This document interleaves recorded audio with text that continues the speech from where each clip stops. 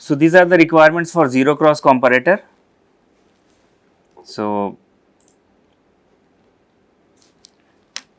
since voltage is dropped across and FET is low, we know the RDS on is very low. It's order of 50 to 100 milliohm. So even when you apply the full load, that will be like order of 50 to 100 millivolt only.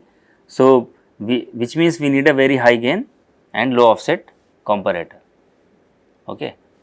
So I mean, you can think about like assuming 100 milliohm RDS on and 1 millivolt error if you have, that means you are off by 10 milliamp in the current. Okay. Because 100 millivolt will be the drop when you have a 1 amp current. So which means 1 millivolt 1% will correspond to 10 milliamp error. So instead of detecting the 0 current, you will be detecting minus 10 milliamp. Okay, so minus 10 milliamp is you are losing in the FET and that will reduce your efficiency. Then another thing is comparator delay. So let us say you are not able to immediately turn on the comparator. So let us say you have made your offset 0, everything 0, but there is some delay in the comparator. So until that time your inductor will be having reverse current. So then again the same problem will happen. So let us say I am operating at 1 megahertz and 90% duty cycle, which means 10% duty cycle means your duty cycle is very low. So I know my output basically the fall time of the current will be smaller, that slope will be much faster in that case at lower duty cycle.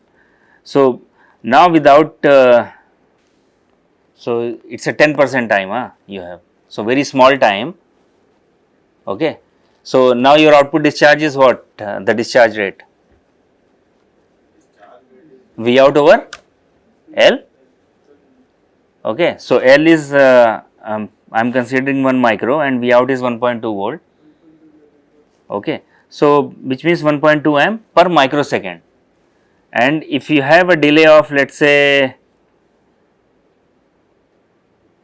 10 nanosecond, so 10 nanosecond is nothing but 1% of your 1 microsecond period. So and 1% of 1.2 amp is nothing but 12 milliamp. So this will introduce 12 milliamp current, which means you will be certainly looking for order of 1 nanosecond or so, the delay in that. Okay.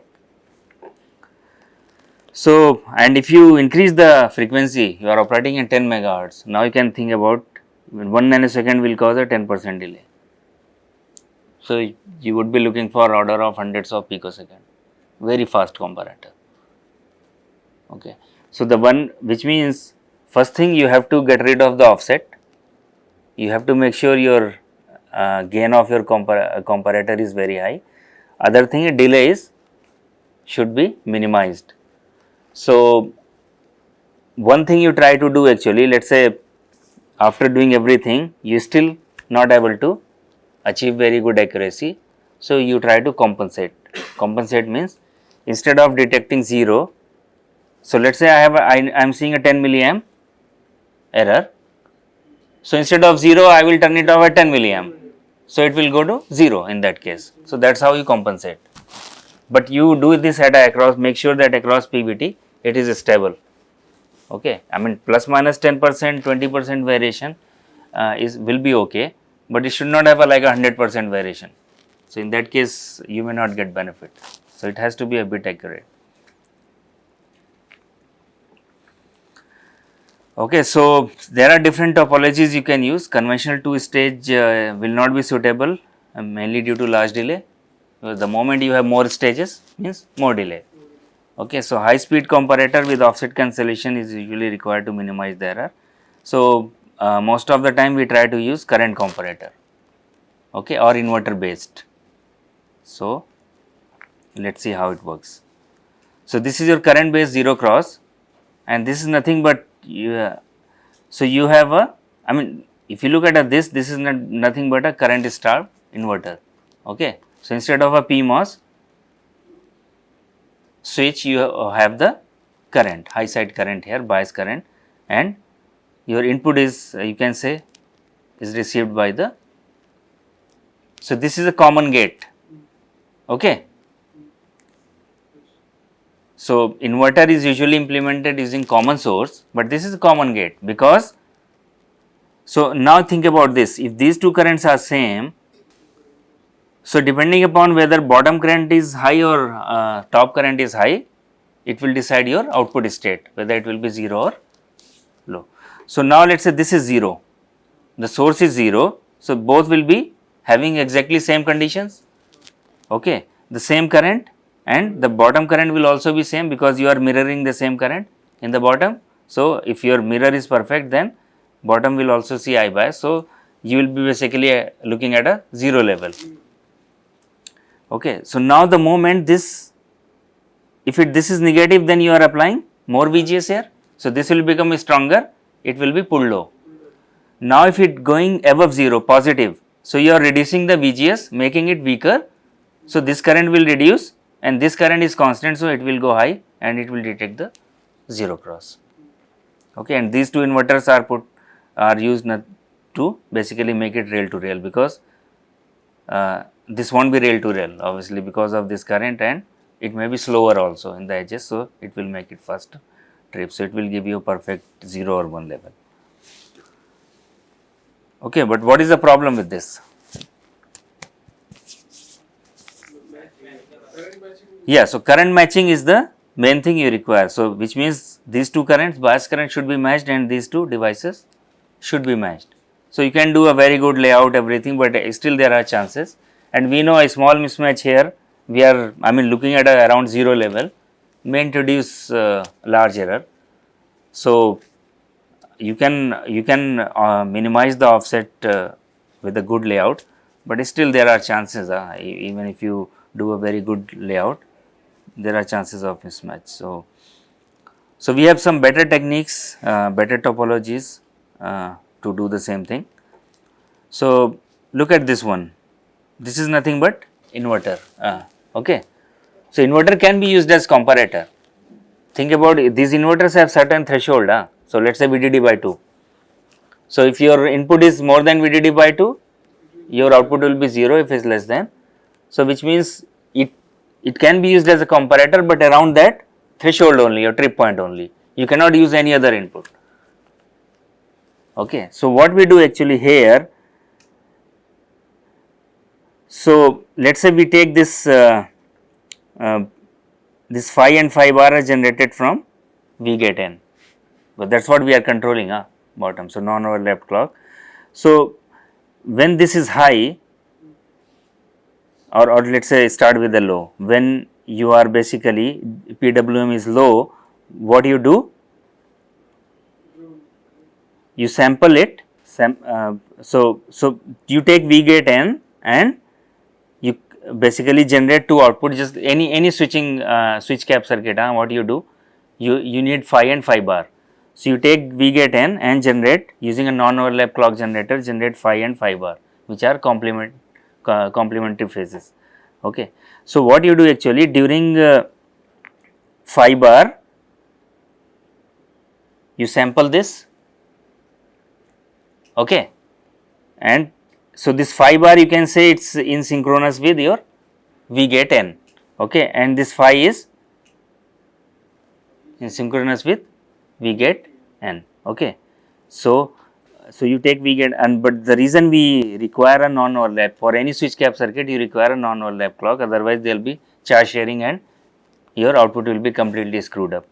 So, let us see what is happening. So, if I what happens if I connect the input and output of an inverter? So, it will be biased at its common mode, or depends on the sizing. It may not be VDD by 2 exactly, it depends how you size your whatever trip point you have. So, it will be biased at that. So, your and this other end of the capacitor is connected to ground. So, this capacitor will store the trip point of this inverter. Okay. Now, during phi, you turn on this switch and you start sampling VSW. Now, if VSW is negative, which will be the usual case when you start, because the zero current will happen after some time, because your current is charged during on time, and during off time it has to discharge and take some time and then cross 0. So, it will start with negative, and what will be the state of this capacitor, other plate of the capacitor? Trip point plus your input, which is negative here. So, this will be below trip point. So, if it is below trip point, this will be low, okay, because we have another inverter here. So, this will be high, this will be low. Now, the moment it goes positive, this will go above trip point and this will go high, okay. So, that is how you use inverter as a comparator. Now, this, which means now you can use, by doing this you can use for any input voltage. So, this will act as a comparator. Here we said that we were applying logic for making the comparator work only. Yes, so this will control now your, this ZXD is nothing but is controlling your gate driver. So, this ZXD is this. So, this comparator is replaced by this thing or this 0 cross detect. Okay. So, all you are looking for this ZXD out to turn off your NMOS. Okay. So the 5 signal and VGP signal both should be same, or they should Which one? 5 and? 5 and VGP should they be the same signal? Yeah, you can, no, not the same signal, but all you have to make sure it's a non-overlap clock. Na? So, if V gate N and V gate P know it's a non-overlap, then you can use the same signal, that is not a problem. Okay. But the only thing is V gate P is low. So, what we are doing here, when you are turning on this, you are not sampling that, this sampling you are, so the phi bar is actually in synchronous with V gate P, not the phi, because we want to sample VSW and detect the 0 cross during the discharge. So, which means the VSW is low at that time, not the high. When its VSW is high, that time you store the trip point of this inverter across the capacitor. Okay. So, but there is a problem with this. So, let us say I have sampled the, in this capacitor I have sampled the trip point of the inverter, and when I am sampling my VDD is slightly changed. Oh, load in. That is quite possible, VDD is not very stable. So, even if it is, let us say, changed by 10 millivolt, 20 millivolt during that time. So, you have sampled some other trip point, now your trip point is changed due to change in the VDD, and you will get the wrong signal. So, then again it will introduce the error, and 10 millivolt is a huge, 1 millivolt we looked at, it is causing 10% error. Here 10 millivolt will be like 10 times of that. Okay. So, we cannot afford to have large error, we know, and that is why this will not again work, because it is sensitive to VDD. So, what can we do? How can I make it insensitive to VDD? You can use the regulated output as its VDD. No, then you need a whole regulator. Just do the small thing, I do not want to put a big regulator there. Its output also. No, think about this. Is it sensitive to VDD or not? No, not sensitive. So, just replace the inverter with this. Ideal current. But making the current source itself is a MOSFET only. Sorry? Making the current source Huh? itself is MOSFET circuit. So, what is the problem with that? There will be like DST change. Huh? If a He's DST talking change, about on IDS. No, how, I don't understand. current source itself is a MOSFET. As long as current is a constant, do you think your current will change every cycle? In 1 microsecond your current will change? Why I mean, tell me the reason the current will change so fast. Suppose source voltages are being, Uh-huh. so if source voltage is some changing, Uh-huh. So the formula I. No, that means you don't know how to mirror it actually. When you mirror, your gate follows the source. So VGS change remains 0 actually. Otherwise your mirror, that means the mirror you have designed is very bad. Okay, because you have you mirror from a diode connected, so when you change the source, your drain will follow that, and drain is connected to gate. So VGS change will be 0 when the VDD changes. That's how the current mirror works. Otherwise, no current mirror will work in that case. Okay. So the only sensitivity will be through your RDS, and since it is in saturation, RDS will be much larger. So you, and that's why for most of the current mirror we use a very large channel length, not a small, to basically reduce the channel length modulation. Or you can use a cascode also, and if you use a cascode, then you can make it even better. Okay, so you can design a very good current source, that's not a problem, and you can make it very insensitive to VDD. So I have simply replaced these two inverters with this. Okay, and now what will happen? When you are sampling this, you connect in a diode connected manner, and when you basically when you are sampling the trip point of this inverter, and when you are sampling the input or VSW, you just open this switch, and depending upon the voltage on the gate, it will decide. So if it's a positive, then it will become stronger.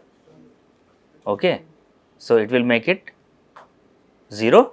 No, this there is a drawing. This drawing is incorrect. This should be NMOS.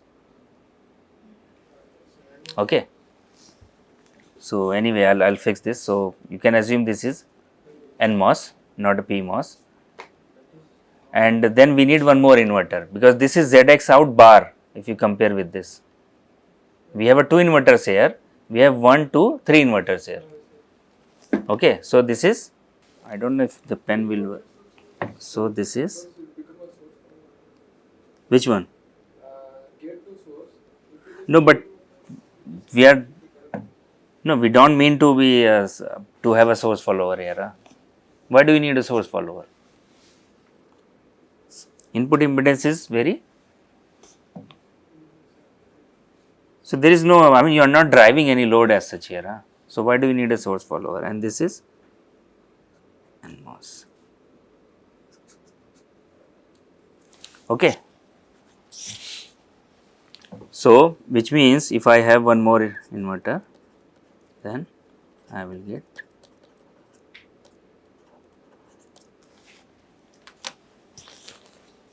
okay. So the reason I am having this one more stage, I could have put the, you can use a inverter directly at the output, but in order to just match the threshold, I am putting here so that you basically trip this at, and then again apply these two inverters to get rail to rail output. Okay. So these are like some techniques to design zero cross detect comparator. So, but these are not the only techniques. I mean, you can, if you know any other topologies which can work with a very low offset and high speed, then you can use that. You are not always forced to use these kind of circuits. Okay, but this is simpler, and the another advantage is I mean delay is minimized here, because number of transistors are not that many. If you look, like in an inverter, you have only 2 inverters, 2 transistors here, simple. Now think about if you are even using a 2-stage comparator, how many transistors you will have, and every transistor will have its parasitic capacitance and increase your delay. So it will minimize your delay. So this is the most important part of your DCM operation, the zero cross detect, and you can use this output to decide when to enter the DCM. Okay, or in fact you can use this to enter into PFM or pulse skip mode also. Okay, So if let's say you decide to enter the PFM mode right away when you enter the DCM, then you can use this output. So there could be different ways of to how to enter the PFM mode. One is like you can monitor the load current, okay, and you can decide what is the load current. So, but one thing you have to make sure that you have to always monitor the minimum duty cycle. Okay, so if your minimum duty cycle occurs before your whatever the threshold for the load current you have defined, then you have to enter, you are forced to enter, otherwise you cannot regulate the output. Okay, sometimes you use both, like combine the two and use that. So you can take this 0 ZX out, okay, and if the moment you get ZX out, then you can decide, okay, this is the time I can enter into PFM mode. So in that case you don't need information from the current, okay, but if you know this is the current, minimum current I want to enter in the PFM mode, and you know that you will always be operating at that current in the DCM, then you can use the current information.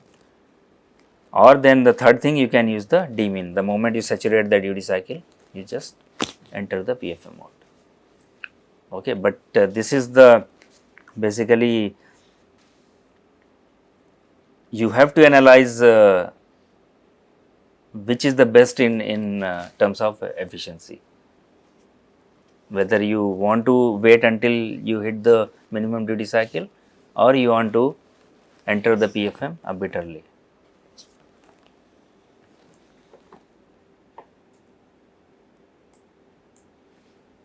Because it's quite possible that when you hit the Dmin, your load would have dropped to very low current and your switching losses may start dominating.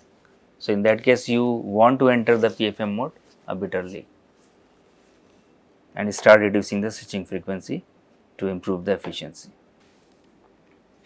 So this is simple implementation I have to show you that. So this is my 0 cross, okay. Then after that I have a high edge detector and then flip flop, and this is a SR latch actually, not the same D flip flop. As I told you, there could be different ways of implementing that. And then I have a high Z input here which disables the power FET, okay. So let me remove this. So one thing I wanted to show you guys, so there are some parasitic capacitance at this node because this is connecting the drain of the two devices. So it will have some parasitic capacitance. So I am putting a 1 picofarad here. So what would happen when when I high Z means put this node at high Z, what would happen? It will start. The current will start flowing. Yeah, current will start flowing, but what will it? You have a L and C network here, huh? So any LC network will have a resonance.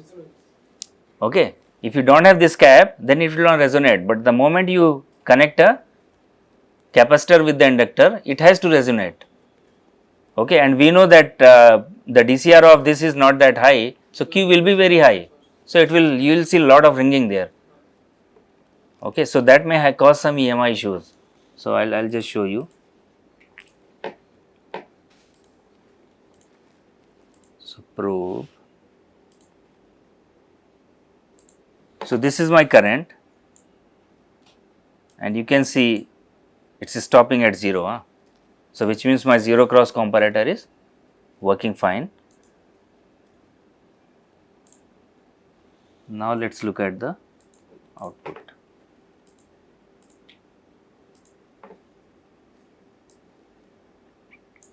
See. So this, I mean, your output has, so your VSW node has to return to the output voltage because it's a high Z. But before it returns to the, settles to the output voltage which is 2 volt here, okay, it is ringing a lot here. Okay. So how can I fix this? Can I get rid of this somehow? By the way, why does this ringing, why do these LC networks resonate? If intuitively you want to explain to anybody, don't tell that it has a poles on this J omega and all those. Like energy is getting converted. So energy is stored there, stored in the inductor. okay, and which means the current direction is changed, and we know that as long as inductor maintains the voltage difference, the current will start flowing. So it's doing nothing but reversal of. So when the current gets reversed, this voltage, and it's a high Z node, so it will try to charge very high. Okay, when it charges, the inductor will current will get forward. Okay, and then it will try to discharge this node, then again the current will try to get reversed. Okay, so that's what happens actually. Charging and discharging of this node will keep happening until your whole energy is dissipated and the voltage across inductor goes to 0. So if I know that when the inductor voltage across the inductor goes 0, the energy will be 0 and it will not resonate. So I can simply force the voltage across the inductor 0. If I connect this switch parallel to this, it will do the same thing. So the moment I detect the 0 cross, I will turn off this FET, and to avoid the ringing I will turn on this switch also. So it will short the two ends of the inductor, and you will fully discharge the inductor actually. So now let us see, I have just connected this and resimulate it and see if that ringing goes away. By the way, this is called freewheeling switch. The name for this particular switch is, see, very clean output, no ringing. Your output is settled to 2.5. Don't think that it was 2 volt in the previous case, because your output is not settled. You are operating in the DCM and it will take very long time to settle output. So my output is still not settled. So I am looking at a different time instances, that's why. See, it's still rising. So there, in the previous case I was looking somewhere here, and in this case I am looking here, that's why. So it will take very long time to settle the output in DCM. So, how do you implement that logic with the MDG? Which logic? That the freewheeling that this logic is. No, this is during high Z and PWM. So we know when PWM is low and high Z is also high. So that's why I am using PWM bar here actually, which means PWM is low means PWM bar is high and high Z is high, both are high, 1 1, and it will force this to turn on, that's it. Okay. And if the logic, the way you have implemented the logic, if a high Z only remains high during the off time, then you can simply use that, directly use that here. Then you don't need to get the PWM signal. Okay. But if there is any chance of getting high Z high when PWM is low, then it will mistrigger and screw up everything. That's why it's always to have a protection here. Make sure that you turn on this switch only during off time and also when high Z is triggered. Okay, but is there any drawback of having this? So benefit, you know, for noise sensitive application obviously is very critical. I mean, it may cause EMI. It may cause even radiated EMI, because ringing for high frequency, I mean, the antenna loop and all those, it may start radiating actually. So for RF application and all those, it's very bad. Even though it will not appear at the output because it's a very high frequency ringing, and this LC will completely filter out that. Okay, so you may not see that at the output, but this node, you have traces and all those which may behave like an antenna and radiate energy. So that may cause EMI issues. Sir, we turn off the bottom FET when the inductor current is 0. Sorry? Bottom FET is turned off when the current goes 0. Yeah. So where is the energy stored then? Energy stored means? We are freewheeling the inductor because some energy is stored in the inductor. That's what we are assuming. No, that time you are crossing 0. Huh? So when you are crossing 0 means, no, what you are saying that where this energy is coming from? Huh? But you are not exactly getting at a 0. Huh? if you get a right at 0 and this inductor has stored the current, I mean just like a capacitor stores the voltage. So, the capacitor voltage cannot change instantaneously, inductor current also cannot change instantaneously. Even though you turn off, inductor will try to Have the current. store the current because the current storage device. It is not that if you turn off at 0 and the inductor current will fall to 0, that is not possible, because inductor always stores the current just like a capacitor stores the voltage. Okay, the same thing happening here also. When you make it high Z, this current will not change instantaneously unless you discharge the inductor fully by forcing the 2 voltage. So, and that is what happens. I mean, inductor has stored the current here, and even though you turn off this, so that current has to be dissipated somewhere, and that is dissipating in this parasitic cap and causing the resonance. Okay. So, and that is why this voltage goes high, and when this voltage goes high, then the voltage across the inductor goes positive and it will try to get the reverse current, and then when the current flows in this direction, this voltage again will try to go to negative. Okay. And so, who will limit this voltage? This can go anywhere, it is a high Z, it may go even kilovolt. So, who will limit the voltage, positive and negative? Output voltage. Output voltage? How come output voltage?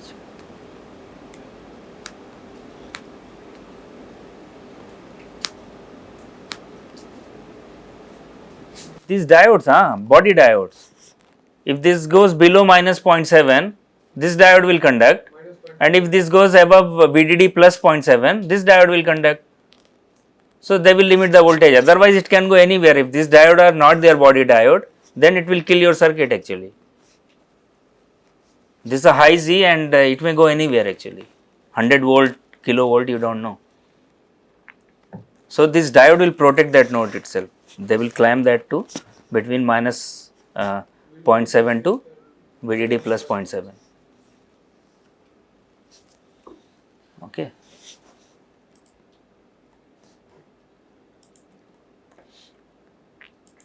So, this you have to always remember that capacitor is a voltage storage device and inductor is a current storage device.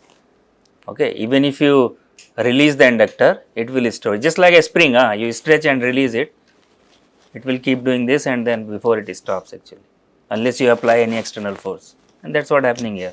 You leave it high Z and this switch is nothing but like an external force, you try to stop that spring, that is it at its position.